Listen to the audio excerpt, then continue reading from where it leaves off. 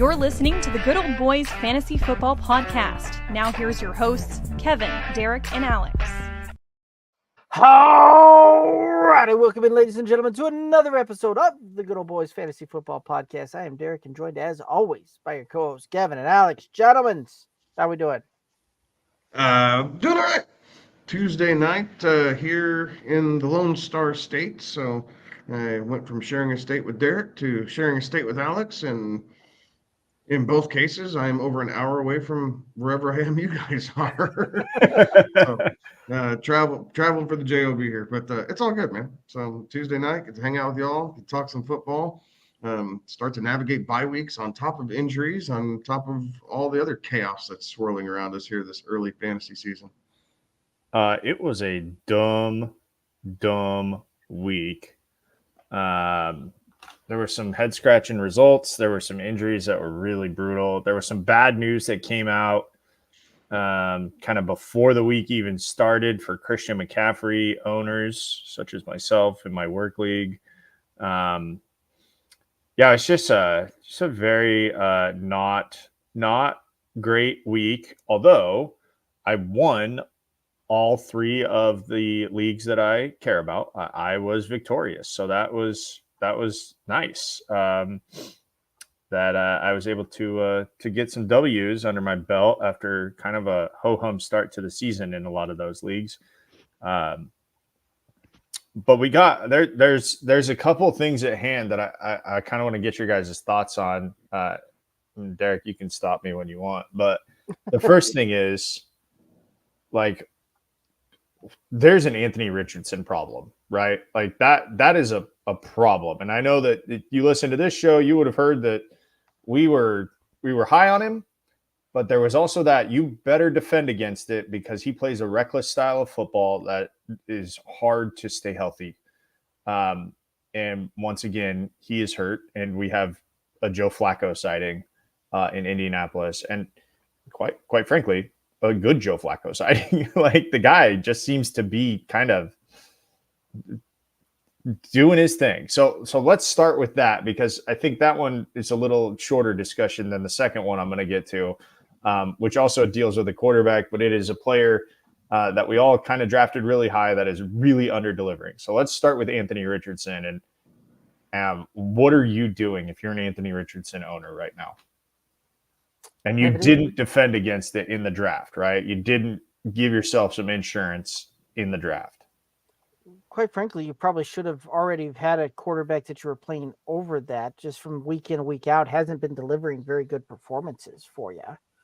Like, yeah, if you were starting Anthony Richardson at any point during the season, you've been, an unhappy camper, so to speak. But at that point, I'm already having pivoted from Anthony Richardson in pretty much most of my leagues, because outside of week 1 where he was QB4, it has been pretty rough sledding so far. Yeah, definitely switching them out. Surprising enough, combing through what's still available out there. Like, I'd rather play Geno regardless of Monday night. I would have told you that coming into this week. I'd rather play Geno against the Lions than Richardson against the Steelers. Coming into last week, I would have told you that.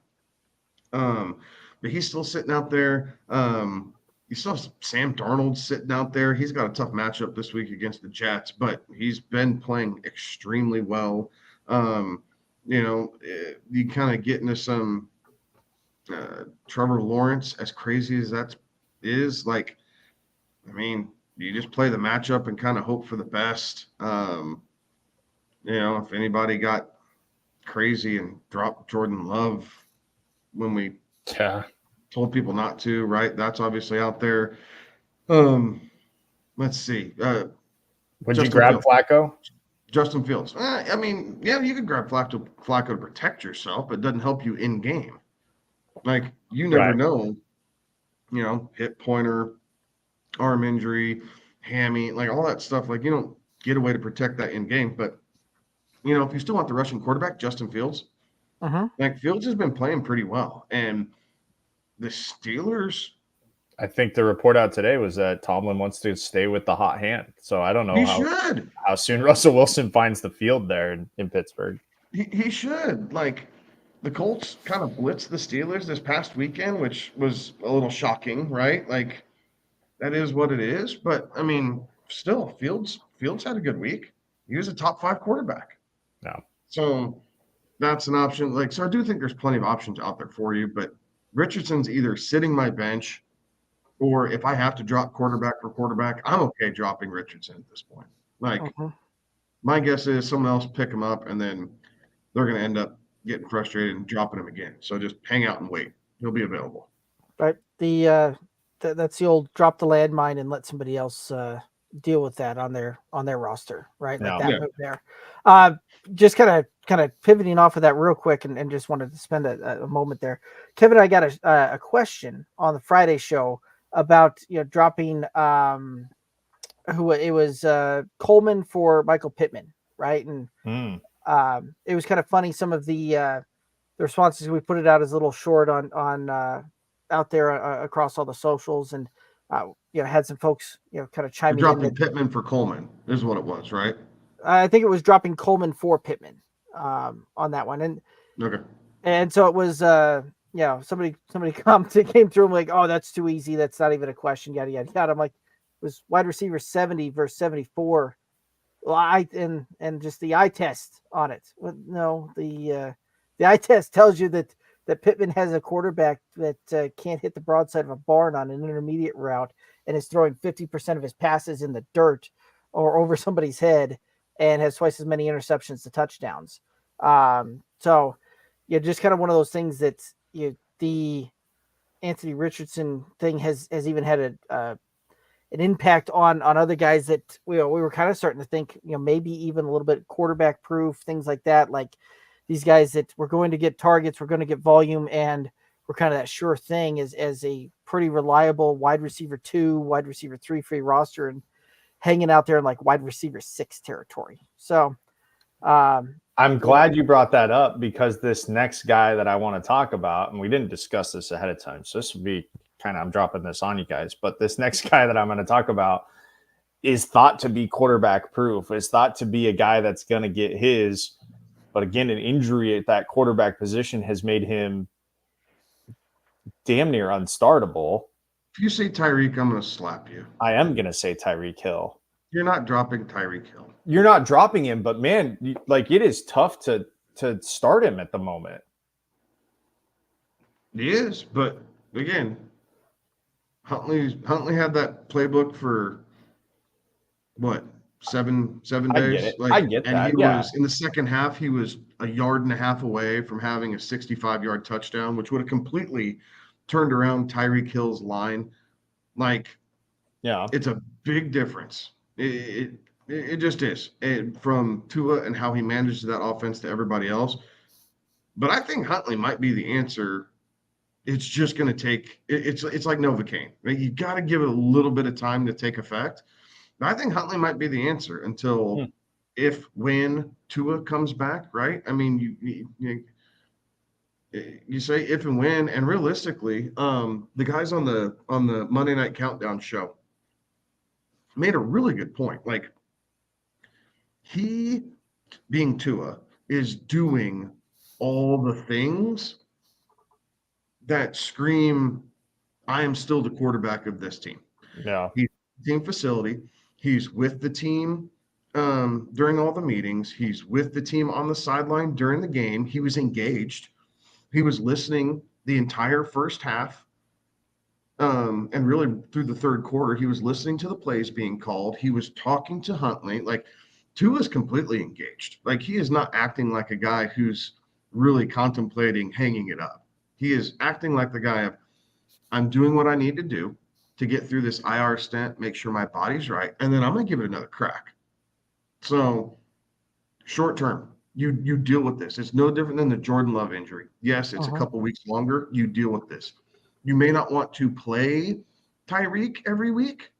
You might want to see it now, so you bench him. Okay, I get it. But do you move off of him? What's that? Do you move off of him? Do you try to get the right offer?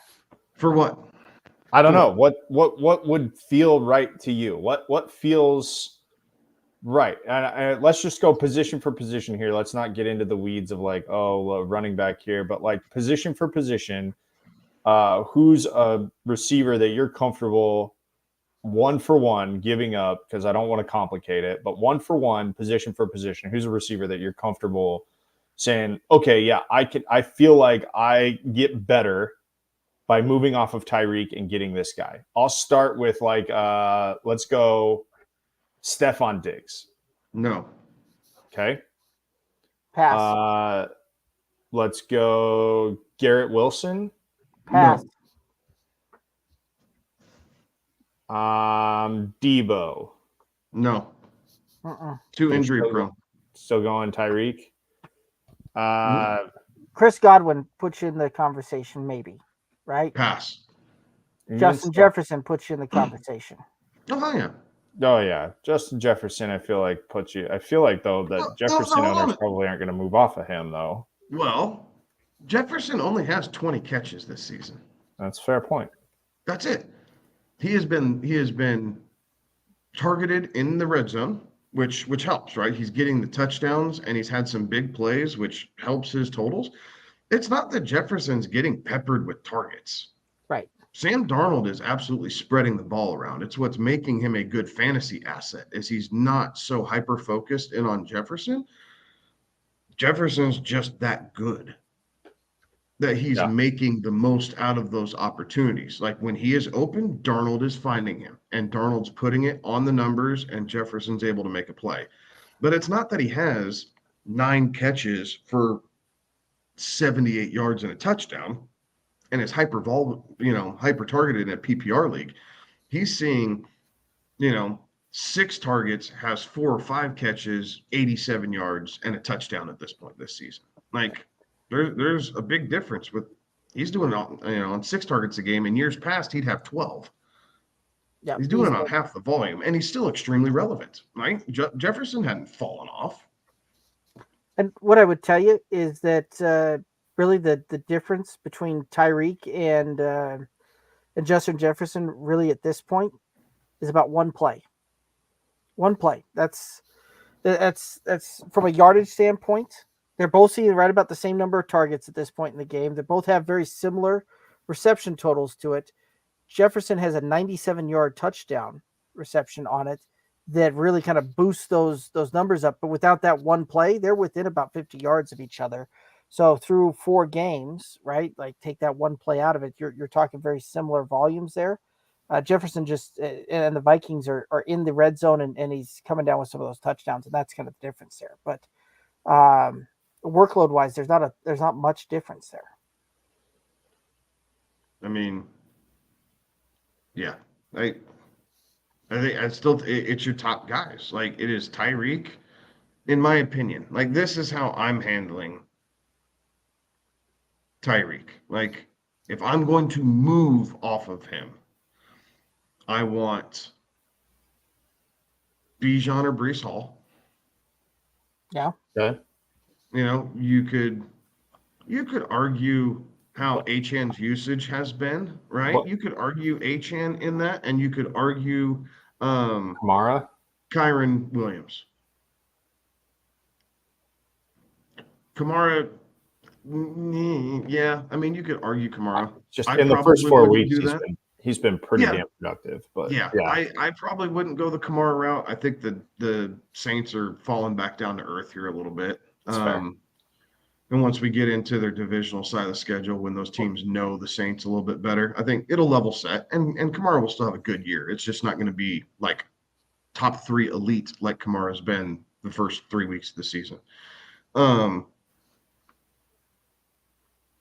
So you're basically Tyreek is you're asking for a top 4 or top 5 running back for Tyreek Hill if you're going to move off. At least, I mean, if I'm trying to pair it up, then I want a Chris Godwin and an RB2-ish, high-end RB2-ish, or where are you at there? Yeah, Rashad White, and Chris Godwin, something like that. David Montgomery, and Chris Godwin. something like that, if I'm going to give it up, again, I believe Tua is coming back. So I am believing that I had enough depth through there that I can survive it. And I'm living it in a couple different leagues. Yeah. And one league I have enough injuries that it's a challenge. And then there's another that I'm suffering through it. Now, I'm gonna have to make some really hard decisions because this work league, I had Rashee Rice. So I started Mike Evans and Rashee Rice over Tyreek this week. Obviously, with the Rashee Rice injury, I'm pivoting, right? I got to figure out what I'm going to do about that for the short term. Lucky for me, I have Jaden Reed. I picked him up. I have him too. That's helpful. So he fell. So I picked Jaden Reed up. So now my decision is Jaden Reed or Tyreek. And I'm telling you right now, I will start Jaden Reed this week over Tyreek Hill. Yeah. Like, I'm absolutely going to do that. I'm going to start Jaden Reed and Mike Evans over Tyreek Hill. But that I'm not looking to move off of Tyreek unless I get absolutely proper value. I'm not letting the injury deter that. Right. I would agree. And then for everybody in the chat, we do see these comments coming in here. We're going to go ahead and get get going into some of that. But any other thoughts before we start kind of heading over there? Let's get into it. Give the people what they want, Derek. All righty. Before we do that, shameless plug. Do us a favor, head over to YouTube, hit that subscribe button, hit that like button, ring the bell, all those good things. Okay, let's go ahead. Wait, actually, before you do that, I'm going to give another shameless plug to us because this episode here marks the completion of year 5 of doing the Good Old Boys Fantasy Football Podcast. Yes, it does. I had to go back and look. Episode number 1 with all 3 of us was the middle of October in 2019. Episode number 1 with because of a scheduling error. Episode number 1 with Derek and myself. Which, if you guys haven't heard the story, I'll give you a quick recap on it. Derek said, "Hey, Kevin and I are going to do this podcast. Would you like to be a guest on the first episode? We're just going to try to talk to everybody in the home league." And 5 years later, I overstayed my welcome as the first guest on the Good Old Boys Fantasy Football Podcast. Longest running episodic or weekly episodic guest in podcast history. Now I say that, and I missed an entire football season last year because of work, but and changing jobs and everything. So I missed virtually an entire fantasy football season last year. But we are here now, or maybe 2 years ago. Shoot, I don't remember. But we're here now, and this is the completion of year 5. We started this in 2019. October 9th, 2019 was the first published episode. So just a shout out to Derek, who everything that you guys see on YouTube, Derek does. He cuts those videos up. He dedicates the time to putting that in. So shout out to Derek. He definitely has made this thing what it is today. So I know you don't want me to brag on you, but I'm going to brag on you for it because I'd rather start hitting up the comments and getting folks what they want. I know you would, but we enjoy doing this for you guys, and just know that it's a labor of love. We don't get paid anything to do this. We just love talking fantasy football. We like talking to you guys and answering your questions and hopefully providing a little bit of insight. And we appreciate you coming back week in and week out to interact with us. Because it's been 5 years that we've been doing this, and that's crazy. Yeah, it's been a fun ride for sure. By the way, I like this comment, and so we're gonna bring it up right here. Alex, this from Mr. Wombo over on YouTube. Alex, yes, ain't that the truth? I do. Oh. Worst guest ever. Just completely overstayed my welcome here. All righty. And then over on Twitch, X-Assassin saying that didn't know that we've done it for that long. Absolutely. And then X-Assassin saying neither did we. It hasn't been well, I had to think about it because I was like, man, I know we started this in 2019. I know it was like in the middle of the football season, so we didn't start at the beginning of the season. but I had to go back and check. And it hasn't been like this. We didn't go live, Right. For the first couple of years. That's a newer development over the last 2 or 3 years. We would record it over Zoom and hope to God that Derek got it right when he hit the recording, so that he could publish it on a Friday. We would still record it every Tuesday, but it would publish on a Friday. So Oh no, it came out on Wednesdays. Oh. Always came out on Wednesdays. That's right. So you can tell how much I know. And then the Friday show's a recent thing too as well. Friday shows are recent. Yeah, about 3 years ago on that one. So, all righty, let's go ahead and give the folks what they want though here. Let's go ahead and get into the chat here. Andre saying, "What's good, fellas?" Not much, just going down some memory lane at this point. All righty. Terrence asking over on YouTube. Terrence asking, should I start Connor versus the 49ers or Javonte Williams against the Raiders? I'm going James Conner. Hmm. Cardinals coming off a loss, pretty embarrassing loss at home, divisional matchup. The Cardinals have been pretty tight with the Raiders here, with the Niners here over the last couple of years. And really, they need James Conner against the 49ers to help stay balanced. So I like that a little bit more. You're not seeing his workload really being eaten into at all. Javonte's absolutely splitting this backfield between at least one, if not two other running backs at any given moment. So, and I like Connor's touchdown upside. Sean Payton, there's still part of him that hates Javonte Williams. And it is what it is at this point. Like, yeah, I fell for the sauce a little bit thinking Javonte was a good late round scoop and has not proven to be such, but I'm starting Connor, Terrence. Yeah.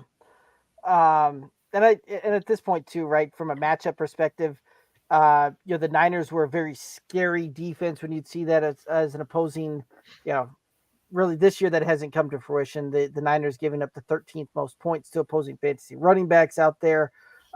So not really that much of a scary deal there, kind of in that neutral to almost plus matchup side of things. The Raiders give up the 8th most points, so there's not that much of a differential as far as those defense and what they're allowing to opposing running backs. But I love the point Kevin made there, where that workload difference and the fact that James Conner pretty much has the entirety of that versus Javonte and this running back roulette that Denver's playing. Any other thoughts on this one? I know. Terrence then asking, Burrow or Purdy this week? I'm going to play Purdy this week.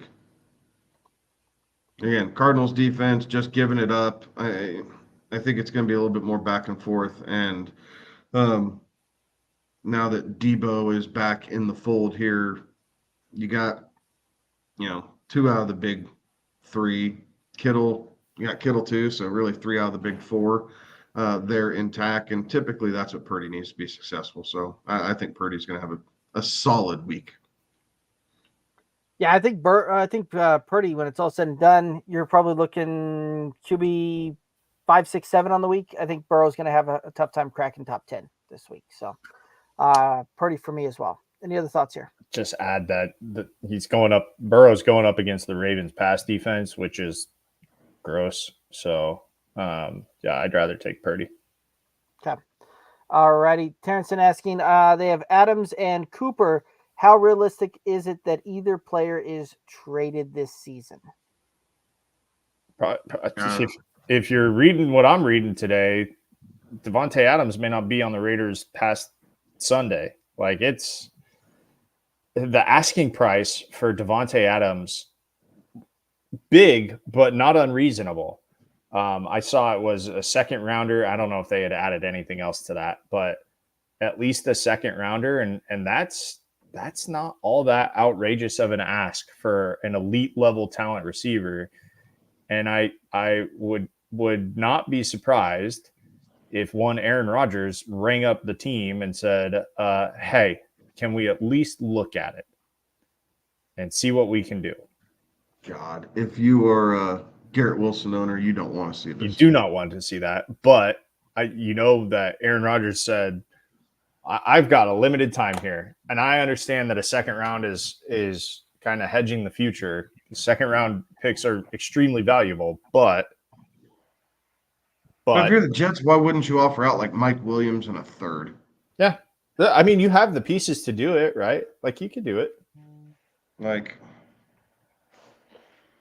I don't know. I don't think the Chiefs are going to do it. So all the Chiefs Kingdom or whatever I don't see them doing it. Just so we're clear, I don't think they're going to be able to make that happen. But the Jets absolutely could. Realistically, the Giants could. Pairing Adams up with Malik Neighbors could be something crazy if they felt like they had competent quarterback play. So yeah, which they've gotten to Neighbors. Neighbors has been really good. But to pair him and Adams up would be something kind of scary, even with Daniel Jones at quarterback. That could be crazy. You could really do something funky, and I don't think Baltimore has the cap space, but that's crazy. Pittsburgh's another one that's been rumored. That'd be kind of interesting just because the forward pass is not really something that Pittsburgh is doing at the moment. Like they're finding ways, and I get it. Pickens just had a big week, but so much of what they're doing is based off the ground game, whether it's going to be Wilson or Fields. Now, it's another body to cover, though. I mean, those are two respectable receivers between Adams and George Pickens. Like, that would give teams fits as well. Yeah, that certainly could be. There's Devontae Adams certainly has a pretty good number on the contract, though, and that certainly will kind of come into play with that. So this too is one of those that with the NFL we don't see these bigger trades in season. These types of things. These are typically things that you see more in the off season. So I don't know that we're going to see a whole lot of this come to play on this, just from the standpoint that we typically don't see it happen that often during season, but always that possibility. Any other thoughts here on this one? No, I'm just going through who has the cap space. Right, because Devontae Adams has like a $25 million cap hit this year. And there aren't many teams out there that have that kind of cap room, floating around at this point. So it would take some. No, but there's enough teams that could shuffle it that would be very intriguing. Like Niners, Browns, Patriots, Lions, Raiders, which we aren't counting, and Commanders all have above 25 million in cap space this year. Right. Teams that are right there on the fringe. The Cowboys at just under 24 million. That could be kind of cool. Because I think Dak could feed CD and Devontae Adams both. The Cardinals at 21.5 million. Possibly. Going back to that Cowboys real quick, right? You have Devontae on the outside and you let CD just feast out of the slot all day long. Like, holy smokes, would that be something else? Yeah, that would be fantasy gold, right? Like, and then you got Brandon Cooks. Something. Then you got Brandon Cooks in that gunner roll on the opposite side there, just running like that, taking the top off. Like that would be kind of crazy. Yeah, and then the Jets, who have just under 17 million. Right. So, I don't know. That's kind of your list. After that, you get further down here, and I don't see any of these teams being able to do it. Even the Steelers. The Steelers only have 10 million in cap space. Like, I don't see how they make that work. Yeah. There's no one really else on here that's viable. The Chiefs, right? We were talking about the Chiefs. 4.9 in cap space. That's it. Right. They'd have to make some big moves to maneuver that cap around to make something like that work. So yeah. So there's not too many creditable options. Now, money's money, and they can move it around and do whatever. But there's a lot of cap space to be had by some of these teams. Right. Well, and it was interesting too, right? Like thinking about some of the what we've already seen out of that Commanders and Jaden Daniels there, putting a top tier wide receiver on that offense as well, like that could be a very interesting development there too. Yeah. So. Well, the Commanders. So next year, right? They have the space this year. Next year, the Commanders have $121.4 million in cap space. Yeah. So they could definitely absorb the length of the contract. Certainly. But anyway, if Adams and Cooper get traded, I mean, maybe it's for each other, like something like that. But other than that, I think Adams more so than Cooper, to answer your question. Okay. Alrighty. And then Richard over on YouTube, full point PPR, need to make a trade. 0-4 to start the season. Should I trade Godwin for Kyler Murray? Need a QB2 for Mahomes bye week next week. So I don't think that's going to help you get to 1-4. I don't either. Richard, hit us up with the rest of the roster. Yeah. And that way we can kind of take a look at it. You probably have some options there, but let us know what you've got and we can see what that could potentially look like there. Alrighty. Andre over on YouTube. Boys, do I take this offer in a 10-person dynasty non-superflex, giving Josh Allen and Jonathan Taylor for Mahomes, Zach Moss, and Rashee Rice? Well, the question is, are you trying to win this year? Yeah. If you're trying to win this year, then no, you got to keep Allen and Taylor. If you're not, like, I could see the appeal of having Mahomes and Rice. So Zach Moss, I'm not convinced Zach Moss is going to be the answer long term necessarily. So I think I'd be looking for something different than Zach Moss. If you're trying to sweeten this, because realistically, fantasy wise, Josh Allen's been a better quarterback than Patrick Mahomes for the last 3 seasons. Right? Since Tyreek left, Josh Allen has been better for fantasy. Rashee Rice was on a tear, but now with this injury, I kind of want to wait to see what's going on. Is it 6 to 8 weeks? Is it the rest of the season? Is it, 3 different ligaments that are blown out in his knee? Like, there's a lot up in the air with Rashee Rice at the moment. So I understand your opponent wanting to try and get something if he thinks that was catastrophic. And the stack is nice to have. Don't get me wrong. But I don't know that this necessarily moves the needle for me. Like, I think I probably just stay pat. Yeah. I mean, Like, you're not getting better at receiver.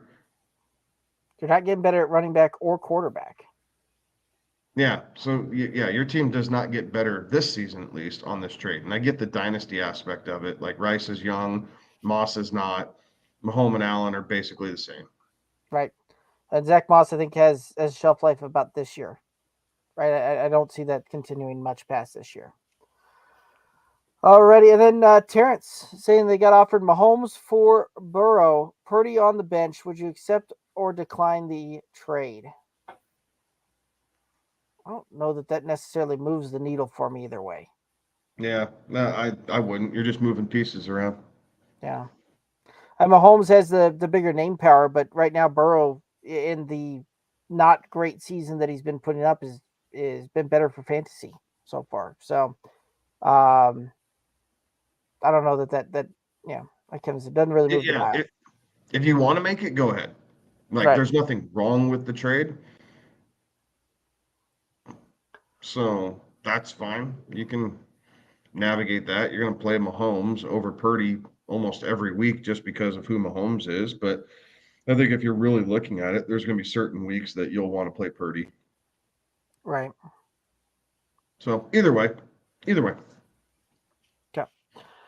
Alrighty. And Andre saying the guy who sent the trade is trying to win this year with the Allen JT. Yeah, I can see why. Right. The probably not going to get that ship done with the roster, but yeah. Alrighty.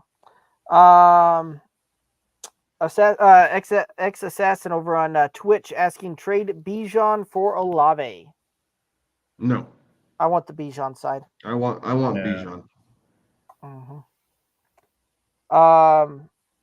X Assassin saying I agree with Alex on Hill is not starting under this mess at Miami. Going back to the Tyreek and the starting conversation from earlier. Chandler saying over on YouTube, would you buy Tyreek now? Depends on what I have to give up, right? Like you could have somebody that's super frustrated with that. And they're looking just to make a deal and get out of that, and so you could get Tyreek as a buy low candidate for sure. What would you potentially throw out there as a guy to try and trade for Tyreek?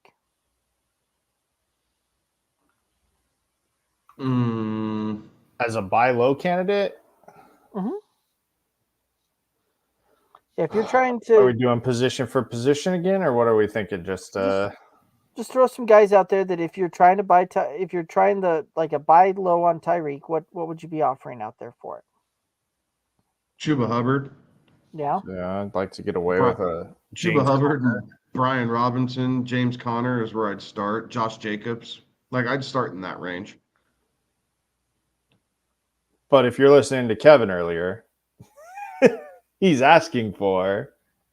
Oh, I'm asking for, like, if it's a redraft league, I'm asking for Kyron, Derrick Henry, Bijan, Brees Hall, that type of thing. Right.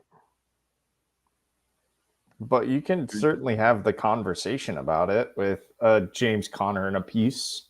Yeah, if you're going for receivers, like I'd be offering up like Chris Olave, Drake London, Amari Cooper. Yeah. Debo. Like I'd offer Debo. Debo's an interesting one. Yep. Like as a buy low. You could try and get as low as like Terry McLaurin, Zay Flowers, George Pickens, but I don't think that's going to do it. Right. You will fleece somebody if you get away with that one. For sure.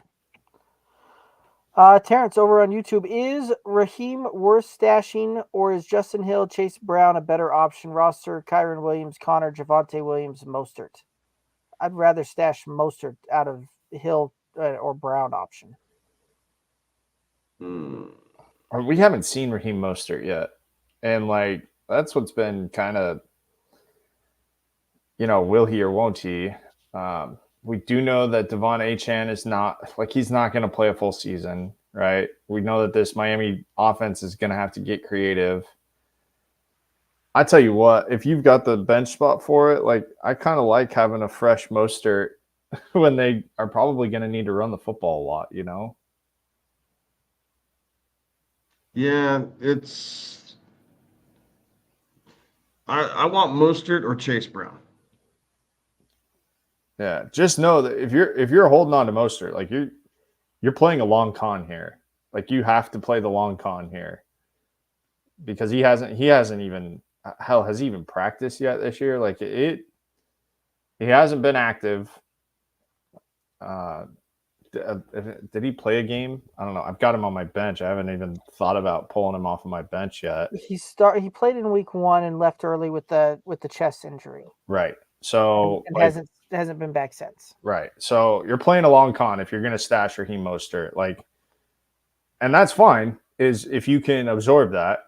In the home league, we've got 12 bench spots. I can absorb having a Raheem Mostert in there because I'm a Devon Achane owner, right? Like I can absorb having Raheem Mostert as my insurance policy because our roster construct allows that. Now, my high school league, I got like 5 bench spots. So I don't have that luxury of stashing a Raheem Mostert. I tried to do it with Kareem Hunt. I tried to stash him and I couldn't do it with the amount of injuries that I had. I had to bail on that plan 3 weeks into the season. So if you can stash, I would stash Raheem Mostert. Yes, I would agree. Alrighty, and then Assassin over on Twitch saying the only thing they're worried about is about Tua is restarting in practice and symptoms come back, but would not drop Hill. Yeah, I mean that's always a possibility that creeps up, right? I hope that wasn't the last we saw of Tua Tagovailoa, because he's a good quarterback, and he's shown that he could lead that team. And I was pretty high on the Dolphins this year. I was expecting them to do big things, and unfortunately, they were the one place where they couldn't absorb an injury, and that was at the quarterback spot, and that got exposed pretty damn quickly. That that offense was made for Tua and not anybody else, and they don't have anybody else like Tua on that team. Like, they did not have a comparable quarterback to step in. Yeah. XS and S and Jaden Reed for Hill. Would you do that deal? I think I'd still rather have Tyreek rest of the season. Oh, I don't know. I think I would do Jaden Reed. I don't know that I would do it, but I'd definitely think about it for sure. I mean, especially now that Love's back, and we can kind of see that. Like, you're probably getting more game over game consistency with Jaden Reed, with how and Green Watson Bay going uses him. down. Yeah, so I'd That's probably really tough. think about that. I think that's a very fair deal to offer to someone. Yeah. If you're a Tyreek Hill owner and you put up Tyreek for Jaden Reed, likewise, if you're a Jaden Reed owner and you put up Jaden Reed for Tyreek, like I feel like that's a very fair deal that I think both players, both sides can walk away feeling like they won. Or the flip side, both sides can feel like they walk away like they lost, just depending on how it goes. But like right now, that's a very fair trade. Chandler over on YouTube, Deontay Johnson or Reek? For like starting this week, I'm starting Deontay. Yes. Starting Deontay, long-term rest of season trade type of deal. I'd rather have the Reek side. Yeah, it's been good target volume since Andy Dalton took over at quarterback. Mm-hmm. So I have no problem playing Deontay Johnson. He may not quite get you the yardage, but I mean, he's seeing 10 targets a game, and he's coming down with 7 or 8 of them. So I mean, you could feel confident that you're getting 85 to probably 85 yards on 7 catches, 8 catches. Like, I'm okay with that. Derek, these next couple were brought up during our discussion about Tyreek, just so you know. Okay. So maybe those were the kind of trade type of deals. These were trade value. I do remember seeing these pop up while we were having our Tyreek discussion. Okay. So maybe that's the context to it. But starting wise too, Deontay Johnson, since the Andy Dalton has taken over, Deontay has been a top 12 wide receiver both weeks. So certainly worth a start at that point. Nico, sure, I'd probably Nico instead of Reek instead of Tyreek. Is Nico a trade candidate for Tyreek?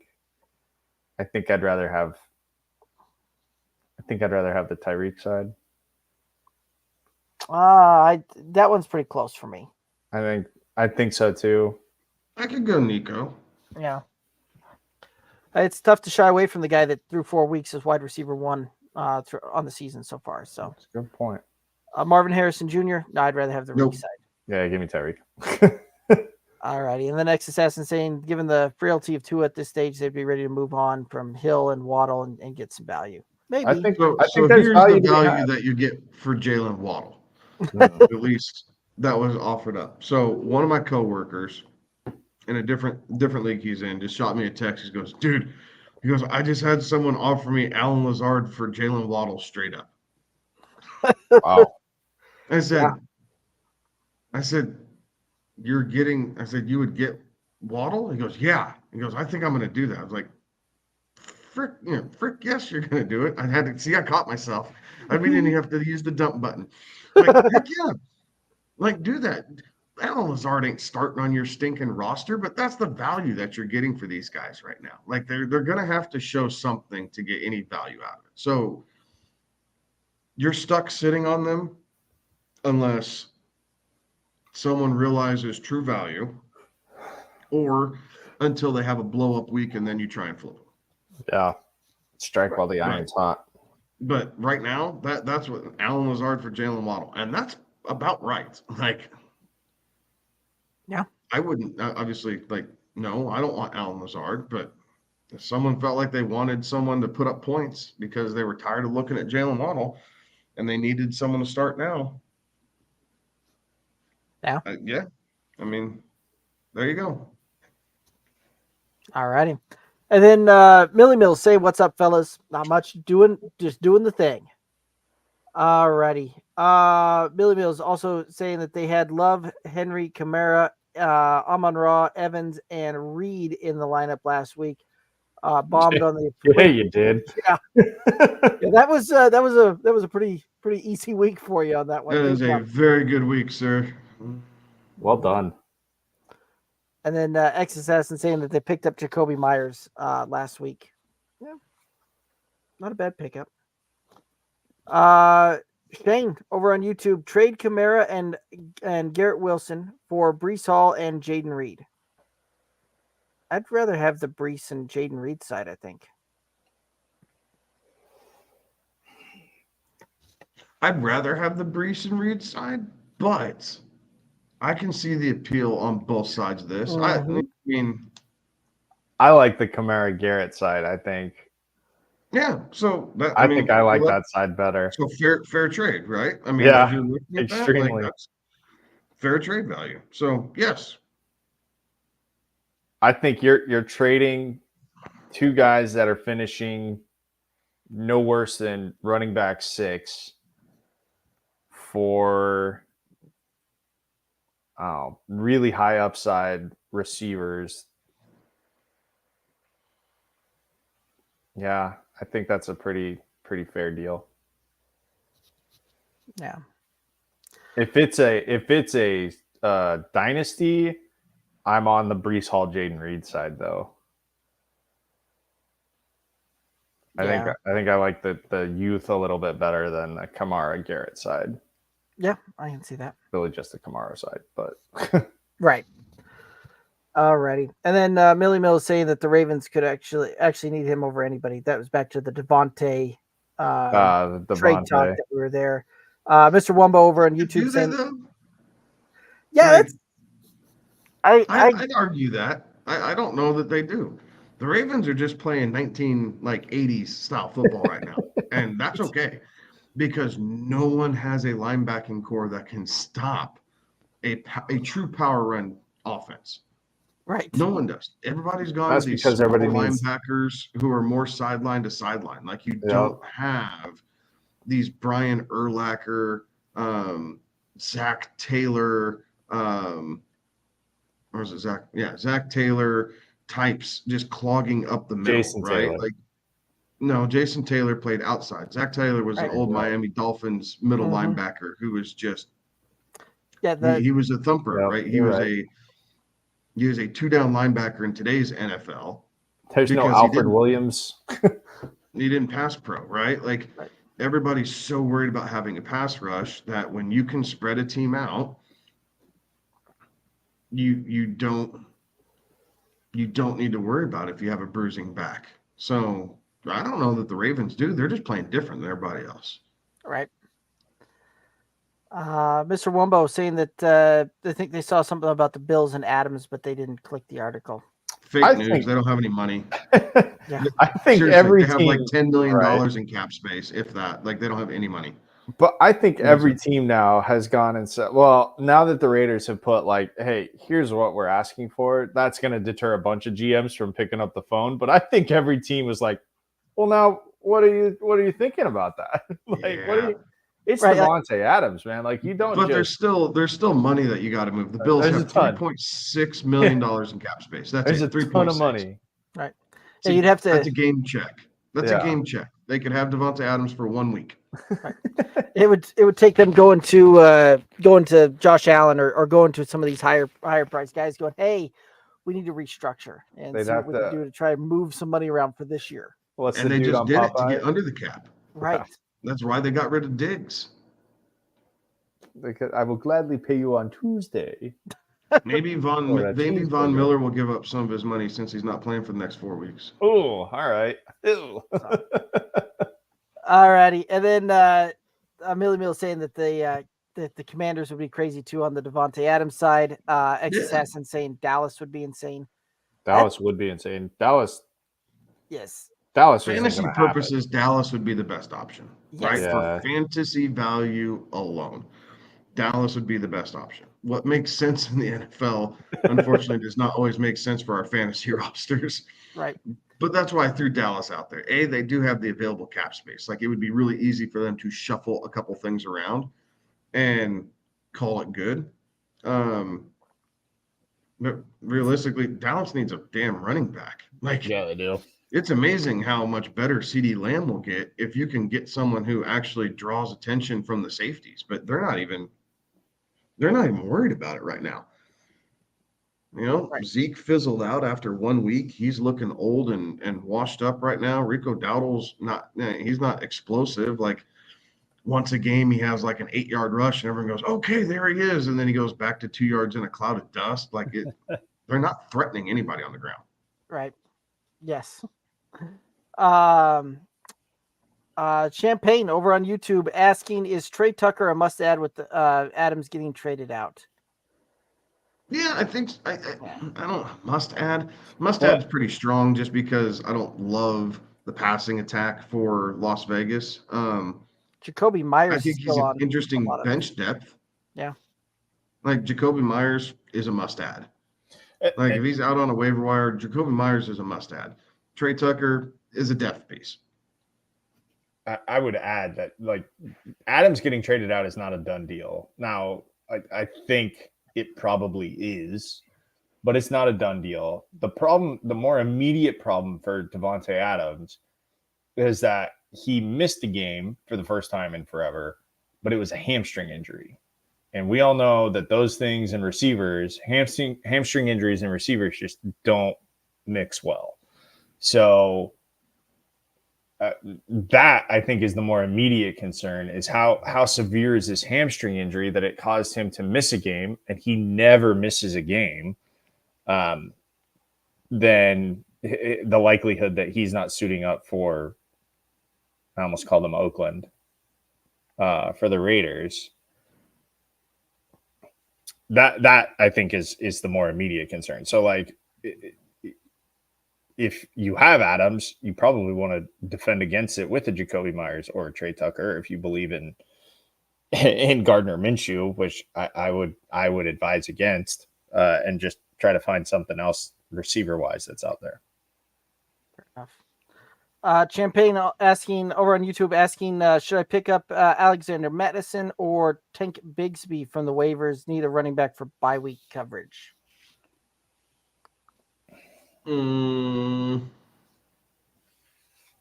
go Bigsby with Madison playing the Broncos. Broncos have been really good defensively this year. Like, so I think I shy away from Madison this week, and you take your chances on Bigsby. I'll co-sign on that. I'm scared of this Broncos defense when it comes to fantasy players. Like, they've done really well at shutting down teams' elite players. So, like, I'm shying away from that. Jordan over on YouTube. 12-man full PPR. Got Lamar, Henry, Mason, Kamara, Jamison, Higgins, Kincaid. San Francisco's defense, Harrison Butker. The bench is Braylon Allen, Roshan Johnson, A.J. Brown, Rico Dwaddle, Justice Hill, Nick Chubb, Michael Wilson, DeMario. And I'm looking for any moves. Looking for any moves on that one. I don't. No, I think you're trusting the process at this point. Like, I mean, obviously, you need AJ Brown to get healthy. I think this bye week for the Eagles actually comes at a really good time, just with the concussion with Devonta Smith, the hamstring with AJ Brown. Like, normally you don't like early season bye weeks, but if any team could use it right now, it probably is the Eagles to get healthy. The Rams having a bye week next week helps them too, with Kupp and Puka. So those two teams probably need it more than anybody. So I think once A.J. Brown gets back into that lineup, it kind of takes care of the hole at receiver. Because I really like your running back setup. Like you're definitely starting 3 backs. Mm-hmm. You know, Kincaid, there's nothing wrong with Kincaid. Tight ends have just kind of crapped the bed this year. They have not been, these top end tight ends have been non existent. Mark Andrews, Kyle Pitts, even Dalton Kincaid to some extent. Travis Kelce. Travis Kelce until last week and probably going forward now because Rashee Rice is hurt. Like, I think you're all right. And I like the backup running backs that you have, right? Like Braylon Allen is getting work every single week. Roshan Johnson, freaking DeAndre Swift appeared out of nowhere last week, but he was on life support. He needed that. Otherwise, Roshan was probably going to take over as the top back. Rico, whatever. Justice, nice piece to have. Chubb's obviously coming back. So, yeah, I mean, definitely a little bit of help at receiver. But I don't know that you're forced into anything at the moment unless you wanted to take one of those running backs just because you have so many and see if you can flip them for something a bit better, right? Like Roshan for Khalil Shakir, right? Maybe you take Michael Wilson and Rico for George Pickens. I mean, something like that, just to kind of give you a little bit more depth, another option there at receiver, just in case you need it. But overall, I like the roster. Yeah, I would agree. Any other thoughts on this one, Alex? No, I like it too. Alrighty. Champagne over on YouTube. Do I drop Isaiah Likely to make a claim on Xavier Legette or Downs? I think you can at this point. Yeah. Like Isaiah Likely served his purpose in week 1 and everybody missed the boat, right? And we were all quick to grab him just in case. But I mean, Isaiah Likely and Mark Andrews both, they're just not being used right now. So if you're not starting him on a weekly basis and he was just going to be a bye-week fill-in, you can fill it in at receiver. There's always a tight end that we can help put on a roster during a bye week to help cover a patch. Right. Yeah. Binking over on YouTube saying that they would never accept that Josh Allen trade. No, that's what that was. Nice. Yep. And then Binking over on YouTube asking Cooper or Wicks this week. I mean, name value alone, I'd tell you Cooper against Washington. That's a good matchup. That's a plus matchup for Amari Cooper in most cases. So I would tell you Amari Cooper is the play this week. I would agree with that. Just because, I can see the I can see the hesitation because the Rams' pass defense is not so bueno, but Wicks is still second option, third option, right? When it comes to distribution of the football there in Green Bay. So I think I'd lean Cooper as well. Yeah, as much as Wicks is kind of the splashy play there on this one, Amari Cooper is probably a top 15 wide receiver this week, and I think that we'll see Wicks probably get inside the top 24. But, I mean, you're talking probably top end wide receiver 2 versus bottom end wide receiver 2 this week. So I'd still lean the Cooper side of it. Yeah.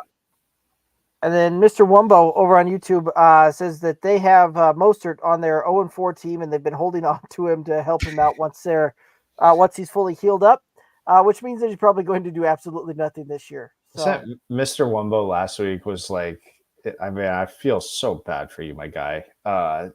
You're going through it. And look, there's seasons like this, but man, props to you for just keep coming back because it's hard week in and week out show up after that. It is. It's tough out there in these fantasy streets this year, especially with injuries. So Yeah, it is really not fun. all right, and then Binking saying that Chase Brown is in a better situation on this one. I don't exactly remember Can't that remember one, what we're talking about. but Jordan. That was Jordan's from Yep. before. All right, here we go. We're back on track here. Ken over on YouTube. Should I trade away McBride and Zach Moss for Kyler and Jennings? Can you do Interesting. I wouldn't. Now that Debo's back, Right. like Jennings is playing third or fourth or fifth fiddle, depending on what week it is there, and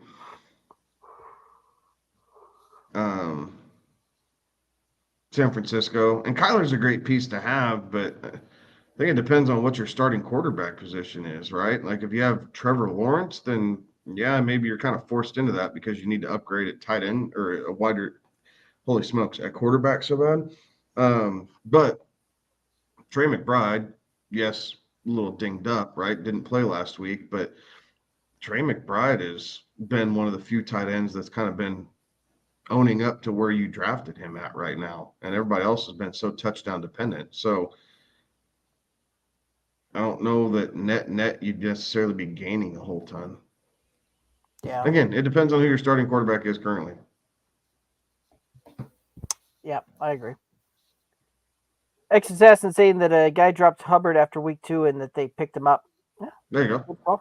I like it. You got him for another 3 weeks, and then you'll start to see his share drop. Probably. And at that point, I'm looking to move off of him after 2 weeks and sell high. Slapsky over on YouTube. Pick one: Wandale, Wicks, McConkey, Sutton.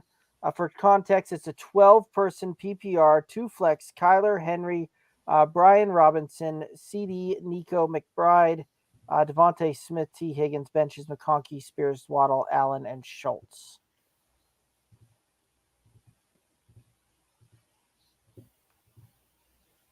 Pick one of them, huh? What are your thoughts here? I'd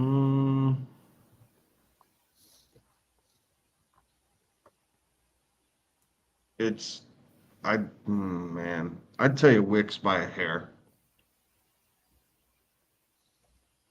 Over Sutton, yeah. Over Sutton. Yeah. It's Wicks then Sutton, right? Like that's your. Yes. Yeah. Yeah, I can get to the appeal that Wandale's had on some of these kind of bigger games and some of these heavy target ones, but I want to see if I can strike twice with Wicks on that one. But he's saying it also available: Wandale, Wicks, Trey Tucker, Kraft, Sutton, Mike Williams, Bigsby, Naylor, Michael Wilson, all the Rams wide receivers. My answer doesn't change. No, yeah. I still think it's Wicks. Alrighty. And Ex-Assassin over on Twitch. Guys, what would be a fair deal for CMC? Guy in the league, first pick took him, showed up on the trading block today. Also, Alex over on YouTube wants to have this question answered. Tank Bigsby, Jalen Warren, Rico Dowdle. I mean, like CMC's not playing this year, right? Like, there's no way. If he's playing this year, it's going to be so late that the damage has been done. Yeah. And if he's playing that late and it's his first snaps, he's not going to be taking a full workload. He's going to be splitting it. Jordan Mason is not CMC, but he has not done anything to make the Niners rush CMC back. He has absolutely held that position down extremely well. Right. So, barring any injury to him, and CMC's in no rush to get back. And the Niners aren't going to rush him to get back. They want him for the playoffs if he can come back, not for anything in the regular season. They can win without him. Right. Absolutely. So, but yeah, at that point, if I'm trying to acquire, I'm giving up a depth piece. Alexander Madison. Yep. I'm telling you what though, like Ford. The only people that need to be thinking about acquiring CMC are people that are doing okay, right? Or Jordan Mason owner, right? Like if you're that worried about it and you don't want to give up the production that you've seen from Mason necessarily, like I could see where a Mason owner might, take a feeler and like, hey, like, what do you want for a guy that's not doing anything? Yeah, price check. I'll give you a guy who's, somebody who's playing a borderline flex play, but he'll get you points every week. Like, how bad do you want it? And right. Yeah, not dynasty. No way. Like, cheap. I'm not looking to pay. Devin Singletary. Lower. Yeah. I wanted to throw that one out there because I felt like that one might be a little high, but yeah, no, I think you're right. I mean, you're probably looking at like Blake Corum. Javonte Williams. Blake Corum. Yeah, I probably would, honestly. Like, I could offer up Javonte. Like, that's been brutal. Yes. So, at that point, I'd be giving up my probably fourth or fifth string running back on most of my rosters at that point, and trying to do that straight up at that point. So, and then if I've got if they're wanting a little something more, I'd be fourth or fifth wide receiver at that deal, right? And trying to pair that up that way. Yeah. All righty. Humanity over on YouTube. Thoughts on Josh Downs? He's on the waiver wire and thinking about scooping him up. Depends on who you'd be dropping, honestly. Like, I think with these Colts receivers, if Anthony Richardson is the quarterback, we need to be cautious. Like, you have one shot at a deep play each game, basically. Yeah. And if your name's not Michael Pittman and seeing a boatload of those targets, like, I don't know, right? Because a couple weeks ago we were talking about Alec Pierce. Now we're talking about Josh Downs. Now, Downs had a great camp. The Colts were really happy with the camp that Josh Downs had. And so there's nothing wrong with wanting that, but I'm, Trey Tucker or Josh Downs, right? Like, I'd probably lean Josh Downs, but that's kind of the realm that I'm in right there. Yeah. At that point, if Joe Flacco's the guy throwing the ball, there I then like it moves up. Yeah. Right. I like the Josh Downs play a lot more there, because we will see Downs out of the slot, and Flacco certainly looked to kind of pepper that slot receiver there. Same thing, right, with Pittman, right? The stock goes up with Flacco as the quarterback instead of Anthony Richardson, right? So there's a lot of that also depends on what do you think long term is Richardson going to be out for a while? Is he not? But if you've got some deep rosters, or you're looking as a stash type of thing, and you're not having to give up much of anything, potentially there, right? But if it really does come down to who you have to give up there. Alrighty. Mr. Wumbo saying that they also looked up when we were talking about cap space and said the Bills have $3.5 million, kind of confirming what you were talking about there, Kevin. Alrighty. And then Champagne, should I pick up Quentin Johnston off the waivers if I already have Lad McConkey? A very deep league, they're saying. Yeah, if it's deep, why not? I mean, assets are assets, right? Yeah.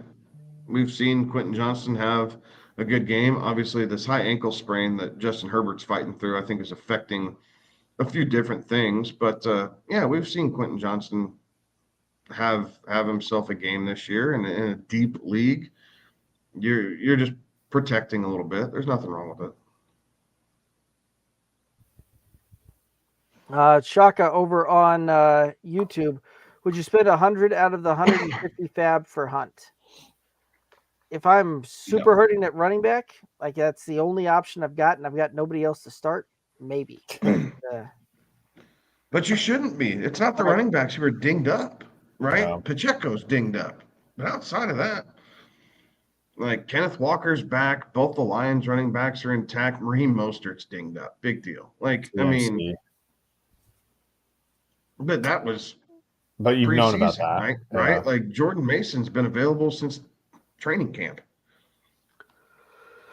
Right. I don't know that I'd spend that much. If you need a running back, you could drop 65, right? Like something that 70, right? 45% of your budget. Like I could see that, but I don't know that I'm spending 67% of my budget on Kareem Hunt. I think Steele's still going to be involved.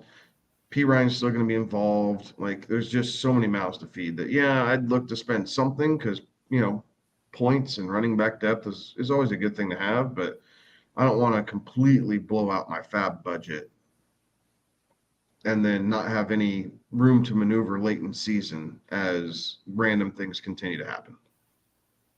So we're only 4 weeks complete here. Right. Long way to go.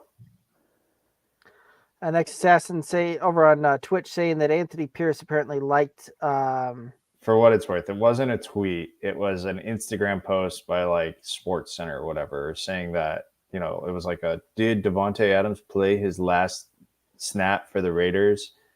And apparently Anthony Pierce liked that post.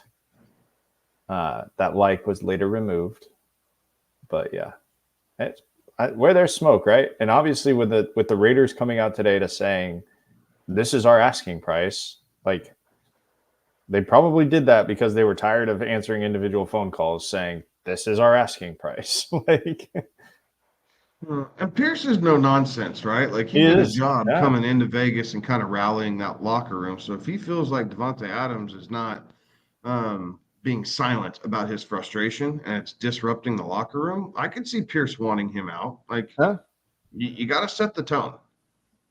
The team is bigger than any one individual. That is football 101.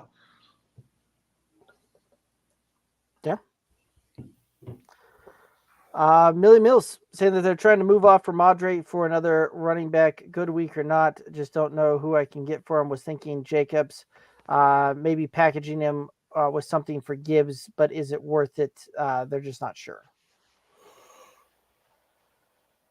Yeah, I mean, depends on what you're packaging. Trying to get Gibbs, or Jacobs, and Jacobs, Brian Robinson Jr. Would be a guy that you could go after. Hold on, let me pull out my ranking tool here. Ooh, I know what I want to see. I'm gonna pull out my rest of season rankings. You like man, why are you trying to move off of Ramondre though? He's had two dud weeks. Like, that's fair. I mean, it's tough when you've got a running back that's producing less than 1 point and less than 5 points in back-to-back weeks. That hurts. That does hurt. Yeah, I can certainly understand that. Dobbins, Tony Pollard, David Montgomery, Travis Etienne, Brian Robinson, Aaron Jones, Josh Jacobs, somewhere in that range. And what I would tell you is I would wait until after this week to try and move it. Right? If you're really wanting to move off of Rodri, I would wait until after this week. They've got the Dolphins as the matchup there. Dolphins give up the 5th most points to opposing fantasy running backs. You're probably not going to lose any value on that one, even if he has a ho-hum or another bad game, right? Like that's kind of already there, but you could potentially get some better value. If he has a little bit of a blow up week, and this is a matchup where it's a very plus matchup. Get a little recency bias in there. All right. So, but any other thoughts on this one? No. All righty. Jordan over on YouTube asking, "Sup, good old boys?" Not much. We're just doing the thing. Terry, welcome back in. Terry over on YouTube. Full point PPR pick one: Wicks, Pittman, Kirk, or Algier.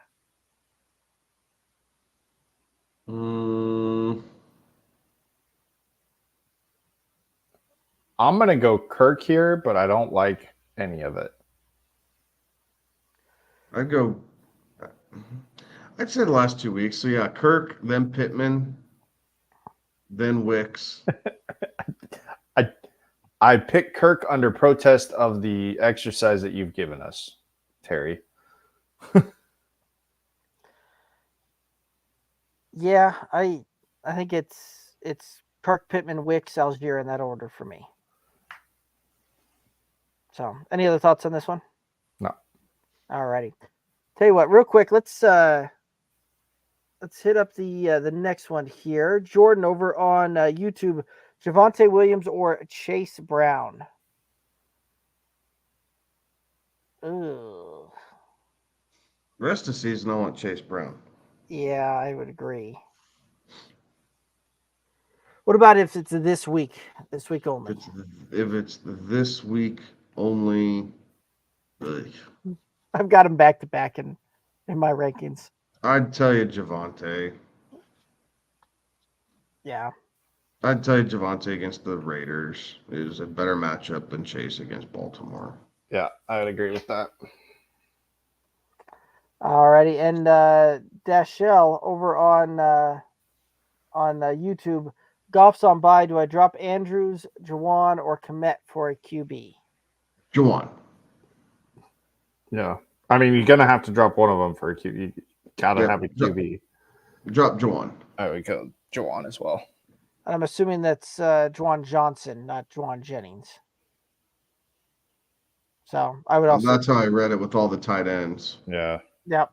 Just clarifying out there. If it's Juwan Jennings, I'm probably hanging on to that one and moving off Komet just for now.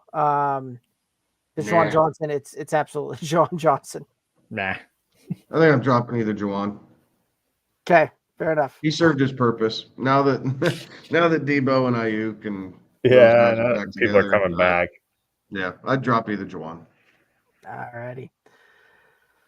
Michael, over on YouTube, which guy, what is a guy like Baker or Daniels trade value? They've got Purdy and a stacked squad, but they don't know if they like a guy like Stafford and Keon Johnston to get an upgrade at QB2 with upside like Baker.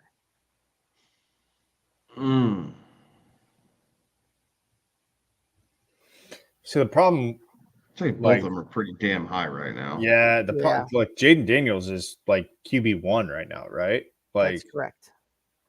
The dude has had just lights out performances, so it's going to be hard for them to move off of that. Baker is still, I'd say QB1. Like Jaden Daniels QB1 overall, right? Baker's QB3 back right now. end. Yeah. Oh, really? Yeah. God, he's just crushing it. What a guy. I mean, rest of the season, you're still talking a back end QB1. Yeah. So, like, I think you're going to have to give up quite a bit. I'm not so keen on moving off of Stafford. I think you're going through a rough patch here, but I think after this bye week, they get some people back starting week 7. So if you can hopefully just kind of navigate, I think starting week 7, you start to see some of these people come back, and I think Stafford's a decent play rest of season. I wouldn't mind throwing out. I don't think he's QB 24 or whatever, like wherever he's been playing at. Sorry, Derek. Yeah. I mean, I would. Stafford and Keon get you like Sam Darnold, which sounds gross, but dude, it's that Vikings freaking quarterback, dude. Like, that's what it is. It sounds gross, but like pen to paper, it's working. It's working. Kirk Cousins did that for how long up there? And like now Sam Darnold's doing it. It's just that Vikings quarterback, for whatever reason, it sounds gross and you want no part of it. But at the end of the year, you're like, damn, that was great value. I also wouldn't, something else too wouldn't be a bad idea is Geno Smith's available in a whole lot of waiver wires, right? Like, and he's the guy that we've been saying that, on our waiver wire, little shorts that we put out has been there for the last few weeks. Like, this is a guy that, that would probably get you better trying to pick up Geno and rock and roll that for the time being. So I'd also look at, you may not need to trade, but I'd also look at little additional context. It's a 1 QB league, and Baker and Daniels are both benched right now for their teams. Oh. Somebody's probably not making the best roster decisions. I think if you're going to try to flex or fleece some people, you could try. So, yeah. Any other thoughts on this one? Okay. If it's a 1 QB league, like I think you're okay with Brock Purdy. I don't think you need to really move. See what they want. If they're sitting their bench, there's nothing wrong with asking a question. Right. What do you want for this guy on your bench? All right. And then Joe over on YouTube, is Rashee Rice droppable in your opinion? May have asked earlier, but missed the answer. No, he's not droppable in my opinion. I want to see what this looks like before doing that, right? If it comes out that it's season ending and it's a redraft league, yeah, he's droppable at that point. But until we get more answers, hold tight.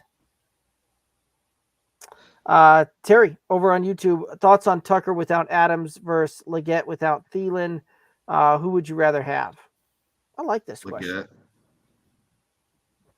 I'd rather have Leggett. I trust Andy Dalton more than I trust Gardner Minshew or Aiden O'Connell. Cosign. Alex, any other thoughts on this one? No. All righty. A over on it's A tag over on YouTube. Traded Flowers, Rashad White, Mark Andrews was going to drop anyway, and the Green Bay defense, they were also going to drop that for Alvin Kamara. What do you think about this? A win or a loss? He gave up a lot for one player, but if he was saying he's going to drop Andrews and Green Bay's defense, I mean, it was really a 2-for-1 at that point. 2-for-1. The way he's looking at it is more of a 2-for-1. Like, I think he made an upgrade at running back over Rashad White. Yeah, the best player in the deal is Alvin Kamara. So, okay. I mean, it's a little steep for my blood, but hey, I like having Kamara on my roster, and if it makes you happy, go for it. Yeah. Jordan saying Achilles tendonitis in both legs. We won't see him until December. Yeah, if we see him at all. Right. Yeah, I agree. I'm just loving my Jordan Mason shares. Yeah. Right. All right. And then A-Tag over on YouTube, going back to that trade, they have Montgomery, Taylor, and Robinson, Brian Robinson at the running backs. And then wide receivers, they have Amon-Ra, Devonta Smith, and they're picking up Addison and Reed. Okay. I like both the wide receiver and the running back rooms. Yeah. And you added Kamara to that? Well done. Yeah. Yeah. I mean, hell. And at that point, plays over Robinson, and there you go. And at that point, too, I like it better because if Devonta Smith is healthy, you probably weren't playing Zay Flowers over him. No. Addison had a little bit of a coming out party. Jaden Reed certainly been there too. So Zay Flowers was probably a guy that was going to see a whole lot of your bench. So really like that deal now. Joshua over on YouTube, J.K. Dobbins, Zach Moss, and Ayuk for Aaron Jones and Rashid Shaheed.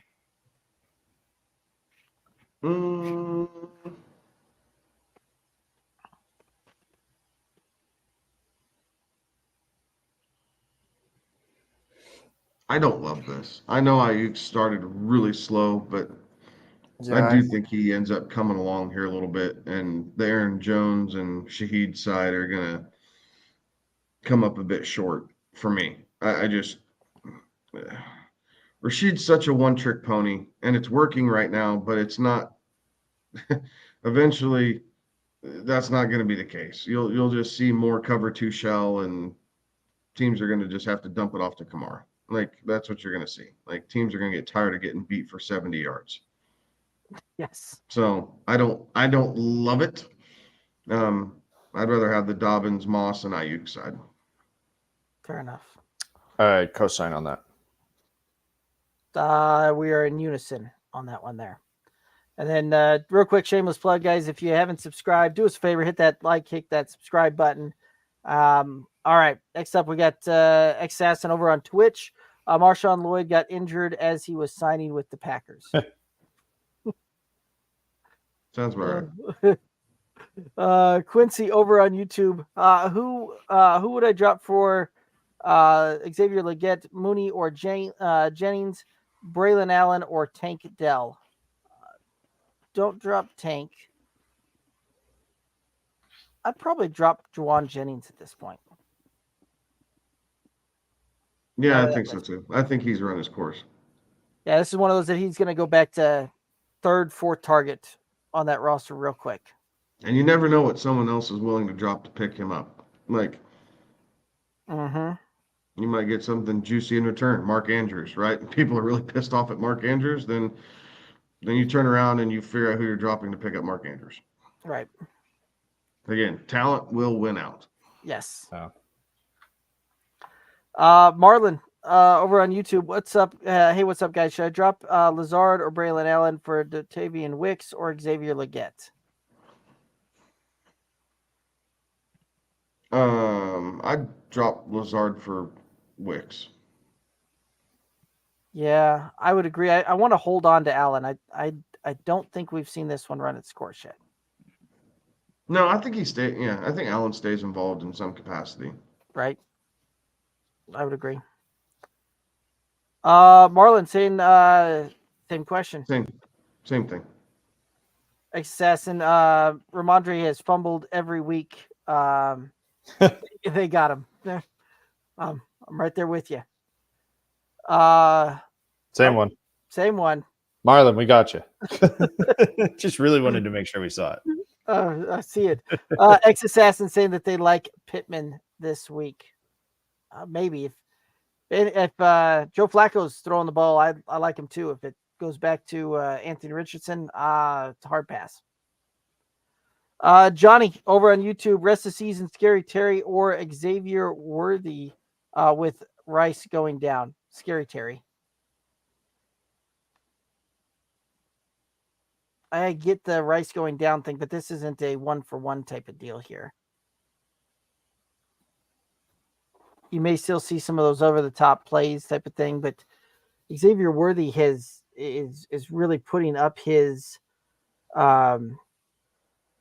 performances, which have been good, right? Like he's wide receiver 19 on the season so far on 9 catches. Like that's it. So their deep shots, yeah, it's much kind of that same vein as Rashid Shaheed. But I think we're going to see Scary Terry really kind of bring this thing on, and Jaden Daniels, and that I think is going to rely on him a lot more than what we're going to see Mahomes lean on Worthy. Any other thoughts on this one? No, of course not. Jordan just confirming drop Javonte for Brown then. I see no problem with that. Okay. As soon as you do, Jaleel McLaughlin will get injured. We're going to have a problem, but you know what? Zach Moss could get injured at any moment, and then Brown goes off. So, Brown. Right. Millie Mills, once Cup comes back, their team is going to go nuclear. I know Kevin's waiting for that one as well. Yeah. Abreu over on YouTube, is DeAndre Hopkins droppable? Emphatically, all caps. Yes. I think maybe. It's probably not the greatest. It depends on how short your bench is. Yeah, like I think DeAndre. If Mason Rudolph is now the new starting quarterback of the Tennessee Titans, I think I let him work with DeAndre Hopkins for a week or two before I make that decision. If it's going back to Will Levis, then I could see where you want to do that. But again, it's all dependent on who you're dropping or who you're picking up. Like, I'm not dropping him just because I'm mad at him. Like, yeah, I think that's some good advice. They're just not getting good quarterback play in Tennessee at the moment. Right. Terry over on YouTube, the fear of Carolina bringing back Bryce as a starting quarterback concerns Terry. I don't think they're bringing back Bryce. I think an injury brings back Bryce, but anything outside of that, I mean, Andy Dalton's going to have to crap the bed big time. And we've seen multiple instances over the course of the last 2 years where a veteran backup who was in kind of the old NFL steps in and carves up these defenses. Flacco, Sam Darnold's doing it now, right? In Minnesota. We've seen it with Andy Dalton now in Carolina. Like, one's a fluke, two's a coincidence, and three's a trend, man. Like, that's how I'm looking at it, at least. Like, there's something about today's NFL that these older, wily veterans, whether they were backups or starters, it's just clicking for them right now. They're just seeing things and able to execute in ways that these young kids have not been able to do. So I don't think Andy Dalton sees the bench if he stays healthy. Yeah. Aiden, over on YouTube, in your opinion, is it better to have a deep team with decent guys on your bench or all the top starters possible and flex terrible? I'm all about depth. I'm all about depth. I want good top end players, right? But I drafted good top end players. So if they're healthy, I can absorb an injury, even two, and still be extremely competitive. I do not subscribe to the fact of, I don't like the all-in approach. Like, I'm banking on these 5 guys going off every week. And if one of those 5 don't go off, the other 4 need to find a way to make up to it to keep me on that same pace. Otherwise, I am just SOL. Like, I don't subscribe to that. I don't build my rosters like that. I don't manage my teams like that. So when I tell you depth, I tell you that because that's all I do. I do not mess with just, trying to trade away everything. I will look to piece together, areas to make my team better, but I still have bench strength behind it. Like, I'm not giving up everything on my bench and an okay starter to just get a great starter and nothing behind me. Because if you have AJ, excuse me, if you have AJ Brown and Cooper Kupp, what are you going to do? What are you going to do? If you had Tyreek and Cooper Kupp, right? These are all natural pairings. Like, I'm not just pulling these out, right? These are natural pairings. Rice. Right? Yeah. And, Tyreek, Rashee Rice, and Kupp, you could have drafted each one of those, right? In the first, third, and fifth rounds. Well, now what are you doing? Like, you have no depth behind it. Yeah. Then you're stuck playing, Jordan Whittington and hoping for the best, and Rashad Bateman, and Xavier Legette is actually like your wide receiver 1 on your team. Like, that's scary. Like, that at that point, you're camping up for the season. You're just like, all right, I'm done. Like, right. And interestingly enough, right? Like, we've done some things that kind of test this theory a little bit there, right? Like, we've done this where we've had it where a person wasn't able to draft in the first 6 rounds, and then they got to pick up their entire team in the 7th round, and the rest of the draft went through accordingly, right? And like, you're able to put together 500 rosters with that, right? It might be a little tough to compete for a championship, but like, you can absolutely win games that way. It's really tough when you've got 2 or 3 guys at the top of that thing, and then anything goes wrong or they have an off week, and you are very, very beatable at that point. So I'm kind of right there with Kevin on that thought there. Any other thoughts on this one? Alrighty. Aiden, over on YouTube, that they have Jefferson, Olave, Devontae Smith, Barkley, Kyron, and the rest rough flex options, but they traded away Gibbs, Mason, Ayuk, all for Jefferson and Olave. I'd tell you gave up too much. Yeah, I think that was an overpay. You probably could have gotten... Like, I like having Jefferson, don't get me wrong. Like, but I don't know. I mean, I think I'd rather deal with starting Barkley, Kyron, and Mason or Gibbs each week, and then dealing with Devonta Smith and Brandon Ayuk, right? Am I reading that? Am I putting those pieces back together? Like you had Ayuk and Devonta Smith, Yeah.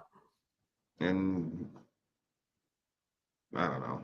Like everybody has holes, right? As you're just kind of drafting it, you just changed your hole. Like you had running back as a strength, and now running back, if Barkley or Kyron go down, you're back in a struggle bus position. Yeah, it's gonna be real rough. Personally, yeah, and that's just my opinion. And Adam over on YouTube, who do prioritize rank them? Bigsby, Chase Brown, Algier. Rest of season or this week? I think they're talking for waivers this week. Those are just kind of names that have been floating to the top of the waivers out there. So I would say I'd probably put it Chase Brown, Algier, and Bigsby. But I'm not. I'm not in love with that either. That's the way I'm going. Chase Brown, Algier. I'd tell you. I could be talked into Chase Brown, Bigsby, Algier, like in that ranking. Algier rises just a little bit for me, just with Bijan and the hamstring and all of that. And at that point, if I've got Bijan, I'm playing a little handcuff there, depending upon what that looks like. Yeah, and that's kind of how I'm thinking about Tank with ETN. ETN and the shoulder or whatever he went out with briefly for this past Sunday. Like the same deal, just seeing how sore it is and how much he's going to play. Chase Brown rest of season. If we're going this week, I think I'd probably rather take my chances on Bigsby and then Chase Brown and then Algier. Unless we hear something crazy out of the Falcons camp, which might be too late tomorrow. Right. Because they've got the Thursday game, and so that'll be a quick turnaround, and you may have to have some pivots there. Alrighty. Marlon saying that they're sorry for the question. The question's banned. Spelled it wrong. Put it multiple times. No worries. I kept going through it and just click. Same question. So gave us a chuckle, Marlon. All right. Marlon asking, so Wicks over Leggett long term, season long, rest of season. Do you like Dontavian? Yes. Okay. I would agree. Barely, but yes. They're close, but all right. Marlon, what are your top waiver wires in your list for this week?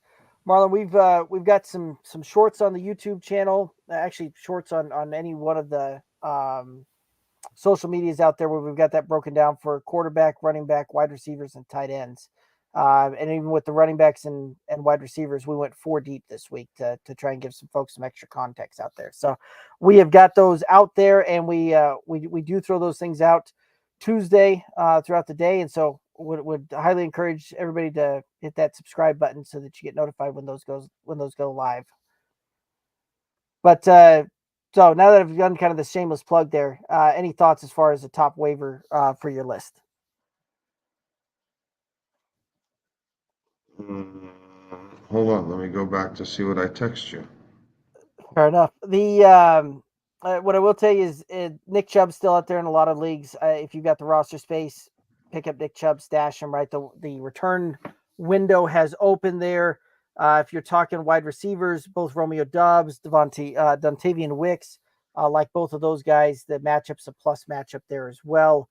Quarterbacks, Geno Smith would be the guy on that one. Running backs, tight ends, Zach Ertz. So those would be kind of the top positional guys there. Any kind of additional thoughts over the names? No, I agree with those. Okay. Alrighty. And then Quincy over on YouTube, Superflex to league start to, I have Mahomes, Lamar, Herbert, and Fields Do I start Fields Sunday night at home or Lamar versus Burrow away or Mahomes on Monday night?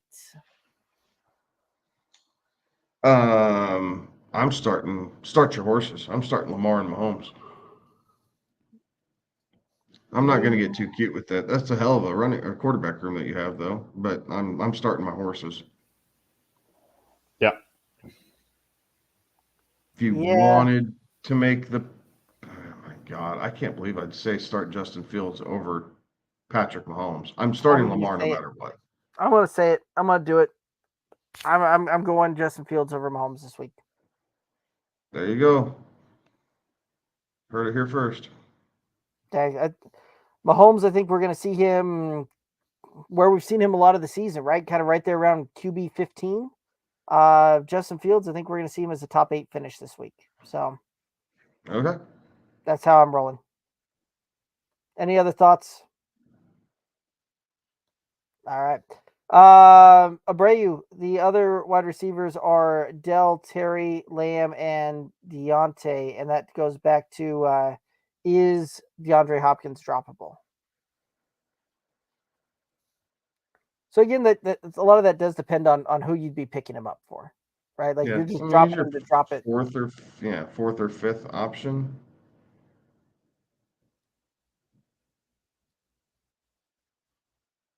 Yeah. So. Alrighty. And we don't have to play that, but Aiden, thank you. don't put that comment up, but thank you, Aiden. We'll save that one for us. Yeah, and no, it's just there's not a complete right or wrong way, right? If there was an absolute right or wrong way, we would be making a bunch of money doing this podcast, right? Like, so there's more than one way to skin a cat. I'm just telling you through my experience how I do it. That's what I'm sharing. I'm sharing how I build rosters, how I look at it. There's nothing wrong with going through it. I felt like you overpaid a little bit, but it's one guy's opinion. It's your roster. If you're happy with it, roll with it. It's all good. Right. And I've seen several folks do that where they're successful with it too, right? Like they're able to avoid injuries for that. Having all the top guys on your rosters makes those really easy start sit decisions week in, week out, and you can pull off some things like that. Just I'm more with you on the being able to navigate things and having the ability to not be reliant on 3-4 guys, 5 guys to win week in, week out. The other thing too, I'll tell you, Aiden, is we do this show year round. So every Tuesday night we go live, and especially when we're in the off season, and we start gearing up there, we're talking player profiles, breakdowns, and getting heavy into some draft strategy there as well. Millie Mills over on YouTube in a full point PPR, they like Wan'Dale off the waivers. I mean, I can see it. Wan'Dale's gotten some big targets there, things like that. I can tell you Wan'Dale won't be on any of my rosters, but I can certainly see the appeal. You're in a pinch. That's true. X-Assassin saying pay attention to Algier with Bijan injury at this time, might be a Thursday start. It's true, right? So certainly an option. X-Assassin saying that they'd take Leggett over Wicks long term, but not by much, right? You're probably splitting hairs. I mean, Kevin said that he'd go Wicks over Leggett, by a hair there as well. So just kind of depends on which side of that coin you fall on, it looks like. Any other thoughts on that one? Yep. All righty. Guys, so we're going to go ahead and we're going to hit up the comments that are in the draft here, or not we're going to hit up the comments in the chat here, and then we're going to call it a night. Marlon over on YouTube saying that they lost Rashee Rice, so they needed a waiver wide receiver bad for the rest of the season, and saying that they just watched the short, so you'd say Dobbs over Wicks, both on the waivers. So I would, just because Dobbs is the consistent, right? Right. Dobbs it's not the flashiest production that you're going to see, but he seems to just consistently have the safest floor.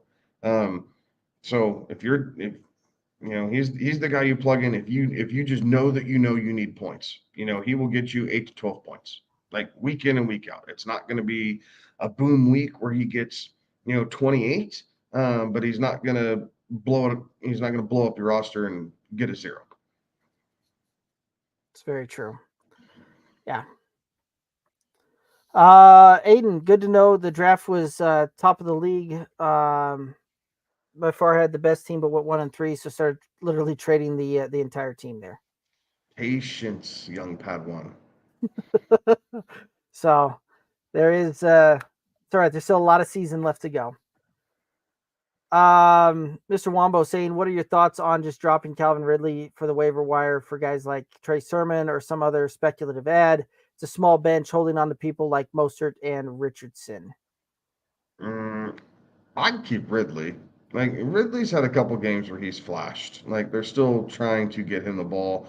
Again, it was not a great showing. The Dolphins did a good job playing, getting to the quarterback on Thursday or Monday night. Excuse me. Holy cow, it's Tuesday. On Monday night. So I don't know that I need to overreact. Calvin Ridley's been seeing targets. He's gotten to the end zone a couple times, but I don't think I'd drop him. I'd rather drop Mostert if that's what you're looking to make a move for with short benches, especially with short benches. You could drop Mostert or even Richardson and come up and fill those holes back in a little bit easier. Ridley, he's a good option to have for a flex play if you need, but I don't like Trey Sermon over any of those guys. With the injury, I see that. The injury to JT. Yeah, I drop Mostert for Trey Sermon if that's what you're doing. Okay. Marlon's asking, and Dobbs over Lazard, even though Lazard is Rodgers' favorite target. I'd rather have Romeo Dobbs over Alan Lazard. I get the appeal of Lazard. I don't. So I don't. Lazard is quickly going to become the fourth option on this team. Like you have Garrett Wilson, you have Mike Williams, who I think Aaron Rodgers really likes. They just haven't had the chance to work together at live speed a whole lot yet. So I think you're going to see him continue to get more involved. Then you still have Conklin. Rodgers likes a security tight end. Like he uses a tight end very well. And you still have Brees and Braylon Allen catching balls out of the backfield. Like Lazard is not a guy that I'm looking to take a flyer on that he might fall in the end zone and get to his value. Alrighty. And then Smokey the Cat, I see that one coming in here. That's going to be the last one of the night. And we're going to call it a night after that one. Ex-Assassin saying thoughts on Joe Mixon and A.J. Brown coming back this week. I would tell you to tune into the Friday show when we go live on that one, and we'll after seeing A.J. Brown won't be back this week. They're on a bye. I'll give you that thought right now. And on the Mixon, I would tell you to tune into the Friday night when we for the weekly huddle when we do that one, and we'll have some more thoughts when that one comes around. Smokey the Cat asking trade Godwin to get McBride, have Pitts. The other wide receivers are Marvin Harrison Jr.'s, Malik Neighbors, Higgins, Keon, and Godwin. Or should I just try and pick up Kraft? I would try and trade Higgins first. And keep Godwin. Godwin's going to surpass what McBride does, for sure. Like that role he's playing is the Cooper Kupp role. Like he doesn't go vertical, just like Kupp really didn't go vertical. His was yak and things like that. Kupp is not a vertical route receiver, and Godwin's playing that role really well. You're seeing consistently 8 targets a game for Chris Godwin. And 6 to 8 catches on those 8 targets. He had gotten into the end zone the first 3 weeks of the season. Last week did not, but he had his opportunities. So I don't know that I'm looking to get rid of Chris Godwin for a Trey McBride. I'd look at Higgins, and even if you got to go Higgins and Keon Coleman, like something like that. Like I'd pair those guys up before I get rid of Godwin. Facts. They said that they tried Higgins and they wouldn't take it. Well, sucks. Try again. Right? Say please I this don't know. time. Right.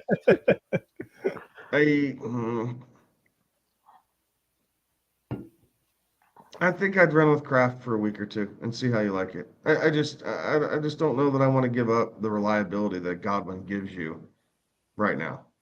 I just don't think that you're gaining anything. This is not. You're losing more by getting rid of Godwin than you are gaining McBride. Like that's where I'm at with it. Yeah, if you're giving up Godwin to get McBride, you need something back. Yeah. Like you got to get more value on that one. Yeah. So, alrighty. Mr. Wumbo has he's got a thought. Has a thought there to collude and set Higgins in $20. There you go. Oh, no collusion. All right, there's the disclaimer. Collusion. Alrighty, and then Mr. Wumbo saying, "All right, thanks, guys." Hey, real quick, I've got Tampa the under, Drake London under 5.5 receiving yards.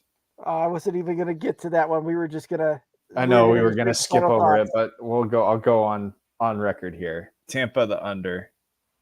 Okay. That's fine. I'm taking Tampa the under and Pitts under 31.5 receiving yards in hopes that it's a reverse jinx because I need Pitts to show up. Yeah, I'm going Tampa as well and going the under on this one. Alrighty. Well, guys, that's going to take us down here to the end of it. Any final thoughts out there for the viewers and listeners? Fun show tonight. Yeah, really fun show tonight. Thank you for everybody and your questions, your participation. We appreciate you guys spending your time with us. So if you haven't already, please head over to YouTube, like and subscribe. That way you get the notifications when we go live. Derek and I will be back with y'all on Friday nights for the Bet Set Snap edition, right? It's a little bit more